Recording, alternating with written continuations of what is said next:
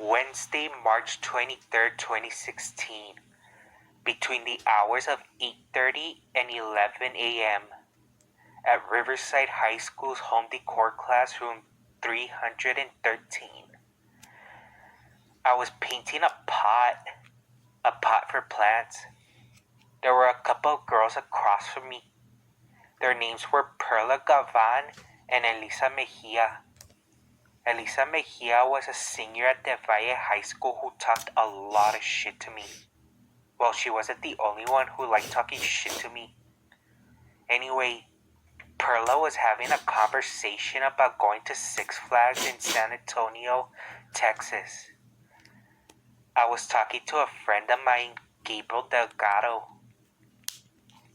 At the time, I was behaving like an asshole, and I had a little bit of inspiration from a kid named Andrew Espinosa, who was a classmate of mine at Eastwood High School.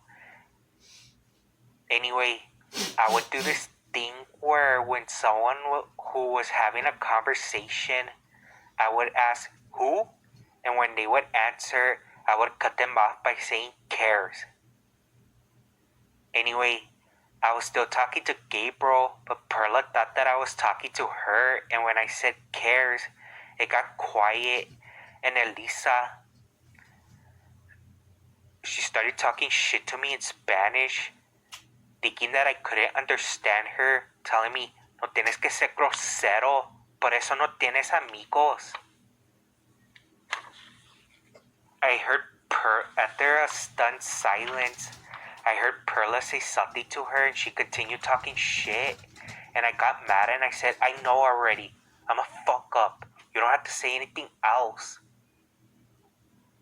Then it got quiet and I started feeling bad.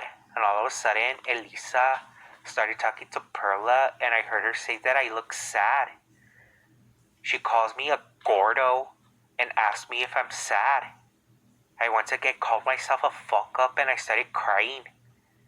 Then they came up to me and hugged me.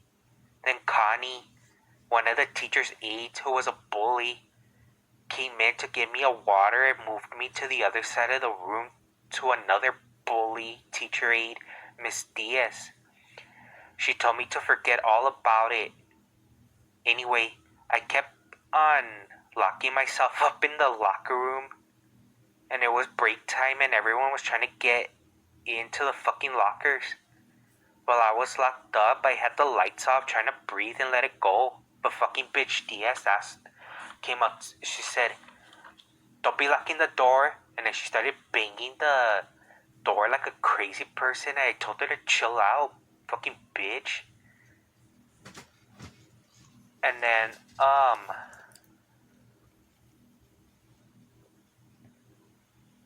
But anyway, Elisa believed that the reason why I was crying was because I felt bad about hurting Perla's feelings. When in reality, I was actually crying because she was getting all, defensive on me when I was just playing around. And it kind of made me feel upset because those particular girls would always be, talking shit and making me feel, bad about myself and then saying that they're just playing around and not basically they always singled me out. And when I was just playing around, they could get mad, but when they were saying things to me I couldn't get mad that I had to take it. Anyway, the reason why I named this song Crying for a Terminal was because at the time I had a deep fascination with city buses. I used to live near a bus terminal, and I would take a bus from one terminal to another. I was trying to convince the city bus agency to make a route that goes from the terminal in downtown, pass through my neighborhood, and then to Del Valle High School. As I cried, I remember saying, I just want to go home. And as I said that, I was directing that to the downtown terminal. I'm no longer obsessed with city buses. I learned my lesson from all the things that happened that year. Now, when I think about all the things that happened, I get really embarrassed.